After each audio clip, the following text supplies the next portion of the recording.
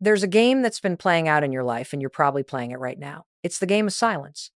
That space where neither of you is talking, neither of you is reaching out, and yet you're both still waiting for someone to make the move, waiting for the other to break. It's maddening, isn't it?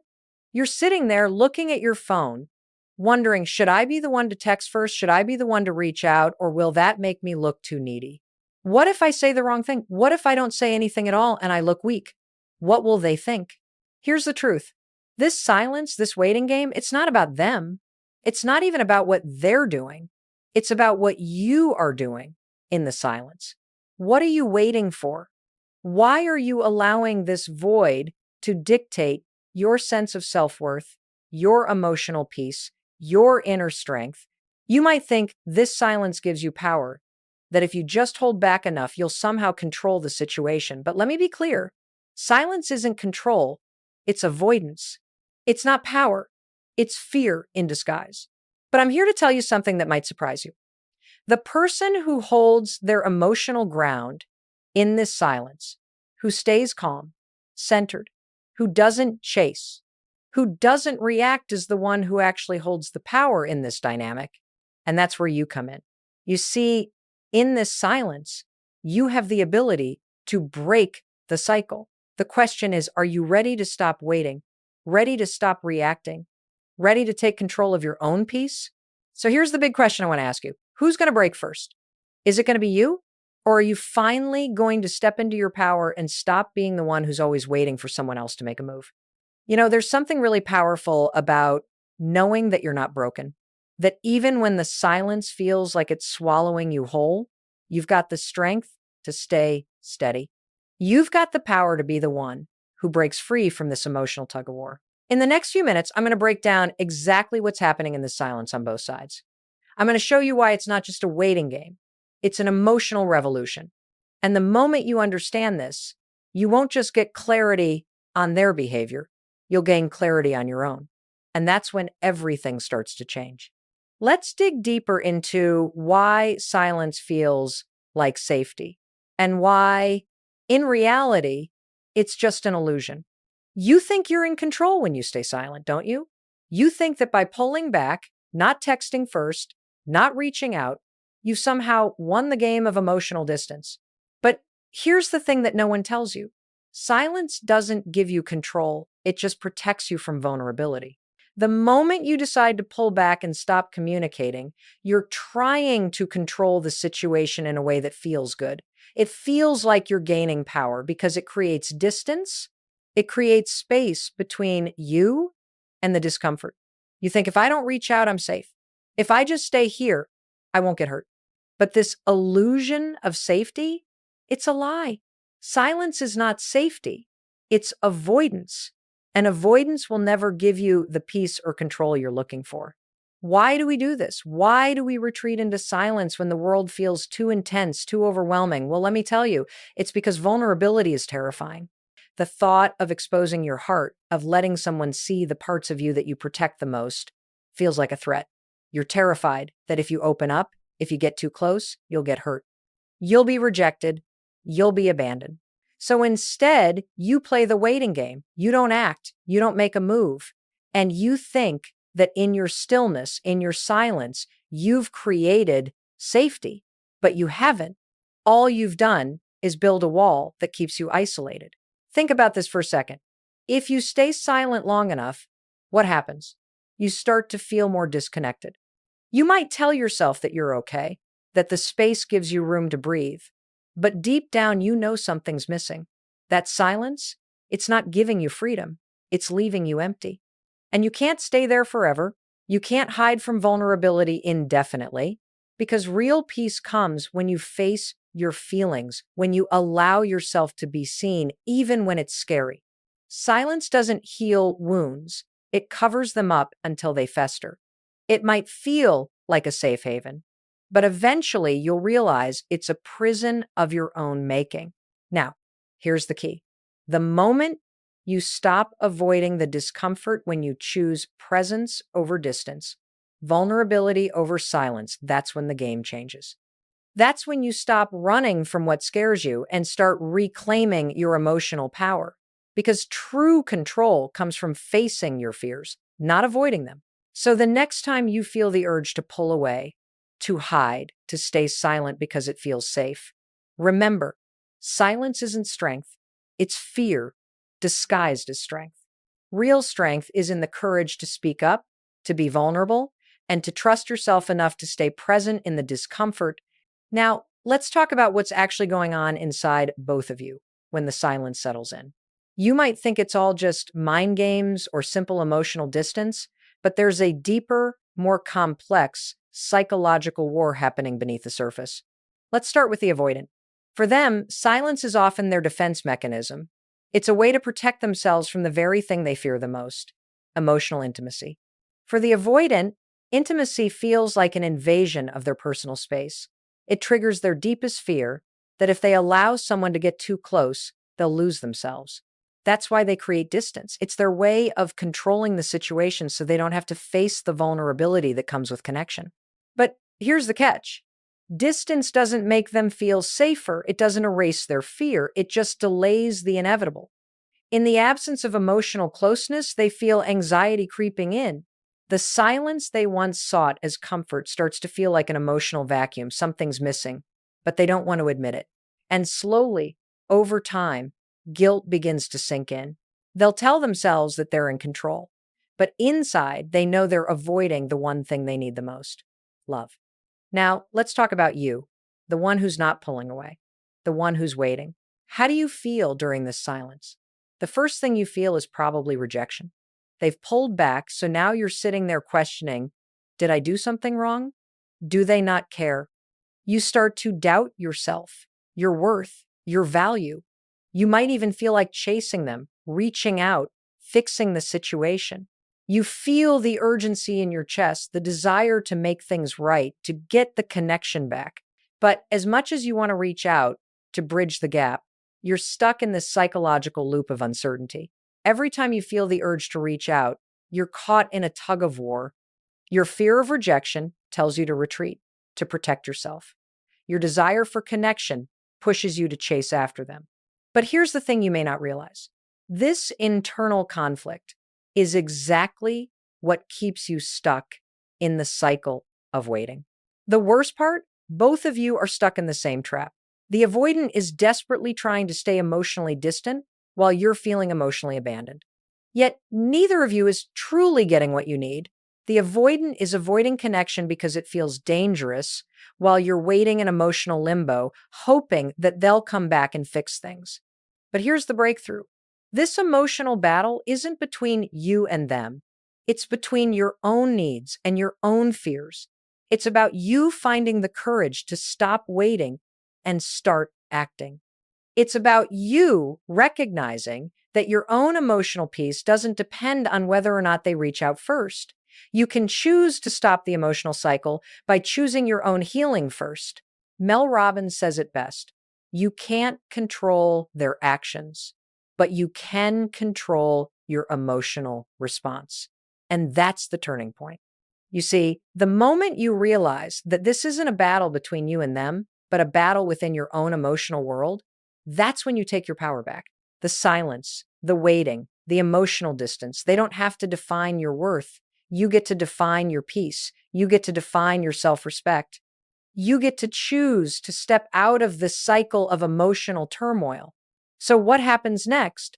The key is not in what they do, it's in how you react. Because once you stop waiting for someone else to fix the silence, you free yourself from this emotional roller coaster. And that's when everything changes. Now, let's talk about the real power shift that happens when both of you go silent. It's not just that someone is retreating and the other is left wondering. There's something far more profound happening underneath all that silence. In the beginning, silence feels like a safe bet for both parties. The avoidant pulls away to protect themselves, thinking that distance will create a sense of emotional control. They believe that by creating space, they're holding on to their independence. Meanwhile, you might think that if you give them space long enough, they'll realize they miss you, and eventually, they'll come back. But here's the truth. The longer the silence continues, the more the power dynamic shifts, and it's not the way either of you expects. The avoidant thinks they're winning. They think by pulling away and creating distance, they're keeping control of the situation. They might even feel relieved at first. But here's the thing they don't realize. Silence doesn't give you control. It only works as long as both parties are still emotionally invested. But the moment the other person stops chasing, stops reacting, stops waiting, everything changes. Because now, silence becomes your power. Silence becomes a signal. It says, I am okay without you. I don't need your approval, your attention, or your love to define my worth. And in that space of emotional freedom, the avoidant feels the shift. They feel the absence not just of you, but of their own ability to control you. And that's when the panic sets in. For the first time, they realize they're no longer in the driver's seat. The power that was once theirs, the illusion of control they built around emotional distance, is slipping away. They're no longer able to manipulate the situation because you've stopped playing the game. You've stopped reacting to their emotional cues. And that, my friends, is where the true power lies. But let me tell you something. This power shift isn't about control. It's about emotional responsibility. You don't need to chase them. You don't need to beg for them to recognize your worth. Instead, you need to own your own emotional space. And when you do that, you flip the script. For the person who's been waiting you, this is when you finally get to claim your emotional authority. No more running after them. No more wondering if they'll reach out. No more doubting your worth. Because when you stop reacting, when you stop chasing, you finally set the emotional terms of this relationship. You start to realize that your peace doesn't depend on them anymore. Your emotional calm doesn't need their approval or their action. And in that moment, you reclaim control, not by forcing a reaction from them, but by mastering your own emotional state. And here's the real kicker. When they realize that you're not chasing them anymore, when they sense that emotional neutrality in you, they're going to feel it. They'll feel the loss of control. And that's when they'll start to wonder. They'll wonder if they've lost you forever. They'll wonder if they push too hard. They'll wonder if they've let something slip away that they can't get back. That's when the true power shifts. You don't have to chase. You don't have to fight. You just have to stay grounded in your own truth and watch as the dynamics change. Now that we've explored how the power dynamic shifts, let's dive deeper into the psychological stages that both of you go through during the silence. Understanding these stages is key to recognizing where you both are in this process and how to navigate it without losing yourself. Relief and bind, rejection. In the very beginning, both of you may feel two very different things. The avoidant, when they first pull away, they feel relief, sweet relief. They're free from the pressure of intimacy, free from the emotional closeness they fear. For a moment, they feel like they've won the battle, like they've reclaimed their emotional independence. It's their default pull away, disconnect, breathe. But for you, the silence feels like rejection. Immediate panic sets in. You start questioning yourself. Did I say something wrong? Am I not good enough? This stage is where the emotional turmoil begins for you. Your mind races, trying to make sense of their distance. And you might start to feel that your value is being erased. But here's the first truth you need to know. This initial relief for them is temporary. And that feeling of rejection for you, it's based on your need for validation. And that's something you can change. Stage 2, quiet guilt, confusion. After the initial relief, something shifts for the avoidant. It's subtle, but it's significant. The quiet that they initially wanted starts to feel heavy. Guilt creeps in. They begin to wonder if pulling away was the right move. Was it too much? Did they push you too far? They might start rationalizing. Maybe I overdid it. Maybe I pushed them away too quickly. Maybe I'm losing something good. But they won't admit it yet. They'll suppress that guilt, pretending it's not there. But the truth is, their defenses are starting to crack. You, the pursuer, For you, the silence leaves you feeling confused. You start to spiral. You're left wondering whether this is something you did or if it's just a game they're playing. Your mind is juggling hope and doubt. Will they come back? Should I text? Should I wait longer? But here's where the power truly starts to shift, whether you realize it or not. You see, this stage is where your emotional healing begins, because it's in this confusion that you begin to recognize that your worth isn't dependent on their behavior. You begin to pull yourself out of that toxic cycle, and the avoidant, despite their guilt, is still not ready to face their feelings, but you are. Stage 3, regret, avoidant, emotional exhaustion. This stage is where the avoidant starts to feel the weight of their choices. Now they begin to feel regret. They realize, I might have overdone it. I might have let something good slip away, but they won't act on it yet. They'll continue to play the game of emotional distance, hoping to keep control. But deep down, they're starting to wish things were different. The quiet starts to feel less like safety and more like longing. They'll replay old memories, moments when you were close, moments when you felt safe, but they won't tell you this. They're still hiding from it. You, on the other hand, are feeling emotionally exhausted. The waiting, the wondering, the mind games. You're tired. You're tired of being the one who cares, tired of being the one who always has to reach out, tired of being left in the dark.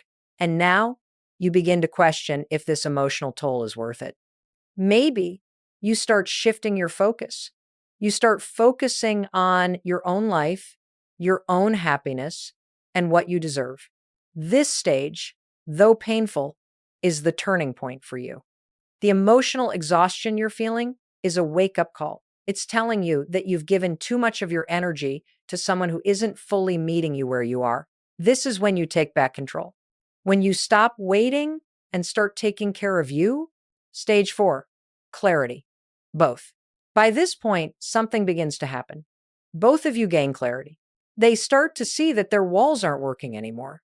They're feeling the absence of your connection deeply. They can't hide from it anymore. The silence isn't just peaceful, it's loud.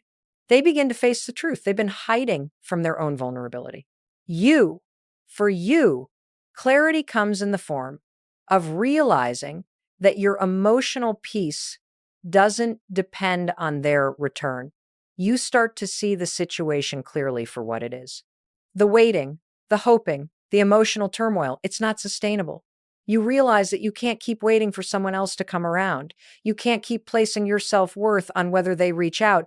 Your self-worth, your peace, your happiness, it's yours to define, regardless of what they do. At this stage, both of you are standing at a crossroads. For the avoidant, it's the moment where their emotional walls start to crack, where they realize they've been running from love, not from you. And for you, it's the moment when you realize that you don't need their approval to be whole. You are complete on your own. Stage 5, reconciliation or release. This is the final stage, and it's the most important. The avoidant will either reach out to reconcile, or they'll let the silence continue. If they choose to reach out, it's because they've finally confronted their fear of intimacy. They've recognized that they've been running from what they need the most, real love. But this shift only happens when they're ready to own their vulnerability. And for you, this stage is about deciding. If they reach out, are you ready to accept them, knowing that they've gone through their own process of growth? Or have you learned enough to realize that your own growth is what matters more? This is where the real transformation happens, because now you're no longer waiting for someone else to heal you. You've healed yourself. At this stage, you are free, whether you reconcile or release. You've broken the cycle, you've let the silence teach you, and you've found your emotional strength, and that's where the true healing begins. All right, by now you've learned that silence doesn't just feel uncomfortable, it actually changes things on a psychological level. And now that you understand the process, you're probably asking, what do I do next? How do you respond? Or just as importantly, how do you not respond to silence? Here's the truth. Your next move is everything. The choice you make next determines whether you continue down this emotional roller coaster or whether you break free from it and reclaim your power. Responding versus reacting.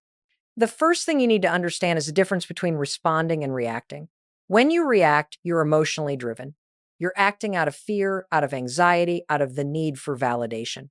It's the knee-jerk reaction. You pick up the phone, you send the text, you apologize for something you didn't even do, all because you're scared of what silence means. But responding, that's different. Responding is rooted in emotional maturity. Responding comes from a place of calm, from a place where you are centered and whole, where you recognize that your worth doesn't depend on whether they reach out or not. Responding is about choosing your actions based on what you truly want, not based on fear or pressure. When you stop reacting and you start responding, you shift the dynamic, you regain control. Because now you're not driven by emotional chaos, you're driven by emotional intelligence. The 5-4-3-2-1 rule, a grounding technique for silence. I want to share something with you that's a game changer in these moments of silence, the 5-4-3-2-1 rule. It's a grounding technique I use when I feel myself slipping into that emotional panic. You know that moment when you want to text them, or you feel that anxiety creeping in about the silence? Here's how it works. 5 seconds. Stop and take 5 deep breaths. No texting, no reaching out, just focus on your breath. This helps reset your nervous system and brings you back to the present moment. 4 things you can see. Look around and identify 4 things in your environment. It might be a plant, the sunlight coming through the window, a book, or a picture. This pulls you back into reality and out of your anxious thoughts. 3 things you can touch. Put your hand on something, a chair, a table, your own skin. Feel it. Feel your body. 2 things you can hear. Listen for 2 sounds in your environment. Maybe it's the hum of the air conditioning or the sound of cars outside. Whatever it is, it anchors you to the present. 1 thing you can smell. Find something in your space with a distinct smell. It could be your perfume, your coffee, a candle. This 5-4-3-2-1 technique is all about interrupting the emotional cycle, giving you a moment to center yourself. Because in moments of silence, it's easy to get caught up in the mind games, but when you take a few seconds to ground yourself, you realize you don't need them to define your emotional state. Setting boundaries without drama. Now, let's talk about boundaries. Boundaries are your emotional lifeline, and they are critical in this silence game. If you don't set clear, loving boundaries, you'll find yourself stuck in the same cycle, waiting for someone else to make the first move, losing your sense of self along the way. But here's the thing about boundaries. They don't have to be dramatic. They don't need to be hard or cold or even confrontational. Boundaries are simply about saying, I respect myself enough to not tolerate disrespect, to not tolerate emotional games, and to not tolerate anything less than the kind of love and respect I deserve. You set a boundary the moment you stop chasing. You set a boundary the moment you stop waiting for their call, their text, or their validation. And when you hold that boundary, something incredible happens. They start noticing. They start wondering, why aren't they chasing me anymore? They start questioning why your absence feels so powerful. And that's when the power shifts. Again, not by you chasing after them, but by you claiming your own peace. How to respond when they do reach out. Now, let's say they do reach out. Here's what I want you to remember. When they reach out, it's not because you're desperate for their attention. It's because they've felt the loss. They've felt the emotional void that your silence created. And when they do reach out, it's important to respond from a place of calm, not urgency. Don't run toward them. Don't fill the silence with endless questions or reassurances. Respond, but don't lose yourself in the process. What does this look like? Keep your response neutral and calm. You don't need to respond immediately, and you certainly don't need to fill the space with anything. Ask yourself, do I need this person in my life? Does this conversation add value? Am I looking for closure or emotional validation? Stay emotionally neutral. When they reach out, let your response be one that reflects your growth, not your desperation. You're not waiting for them to make you feel whole. You're whole as you are. What if they don't reach out? And what if they don't reach out? What if the silence persists? Here's the key. Your peace isn't tied to them. If they don't reach out, if they stay silent, you don't need to chase them or beg them to see your worth. You already know your worth. And here's the truth. Silence is not the end. It's the beginning. It's the beginning of your freedom. You don't need them to come back to feel complete. You can walk away from this situation feeling empowered because you learned to stand in your own truth. You didn't let their silence define you. So now we come to the big question. What happens when the silence finally ends? When the waiting is over? When the emotional tug of war is either resolved or no longer needed? What's next for you? And what's next for the avoidant? Here's the key. Silence is not the end of the story. It's just the pause before the transformation. The moment of clarity. The first thing you need to understand is that silence reveals truth. When both of you have gone through this period of emotional distance, what comes next is clarity, not just about the relationship, but about who you are. For the avoidant, that silence has served as a mirror. They've spent so much time running from vulnerability, running from connection, and running from the real depth of love.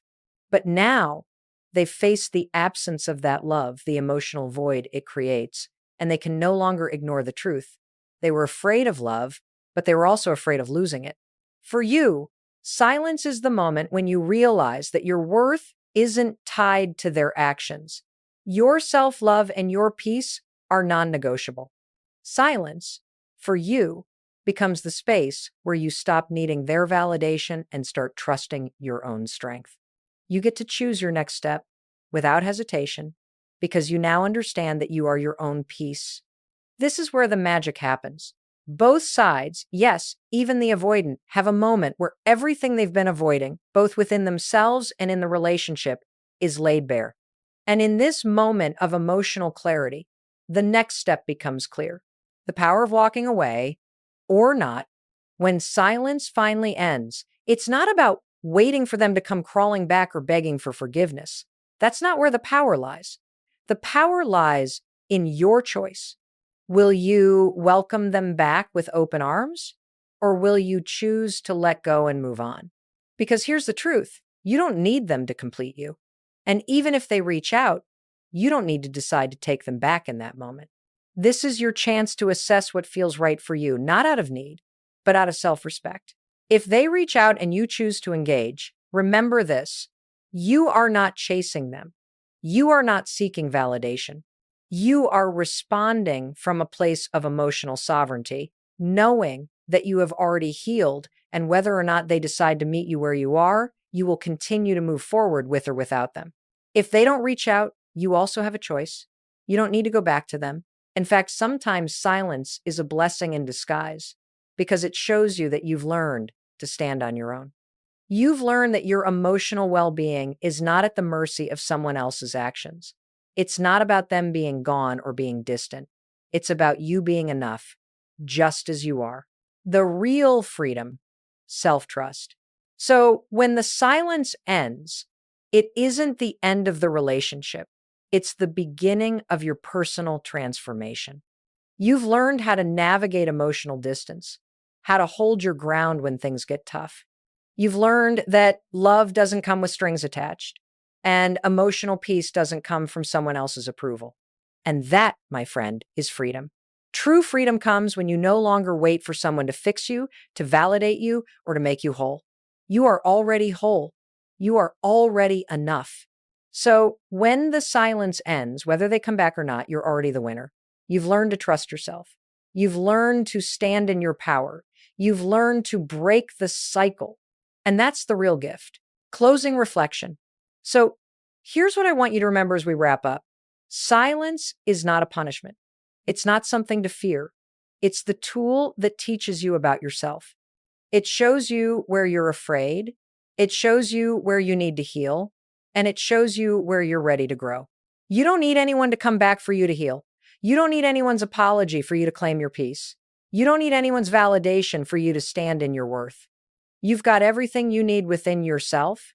So, when the silence ends, whether it's your silence or theirs, what happens next is not a question of who breaks first, but of who's grown the most. And I know without a doubt that you're ready for that growth. And that is when your real freedom begins. End screen, call to action. If this message resonated with you, if you're ready to stop the emotional cycle and take your power back, hit subscribe. And if you want more clarity on how to stop waiting and start healing, check out my next video on how to reclaim your emotional peace after a breakup. Because you are worthy of the life and the love that you've been waiting for, and it starts with you.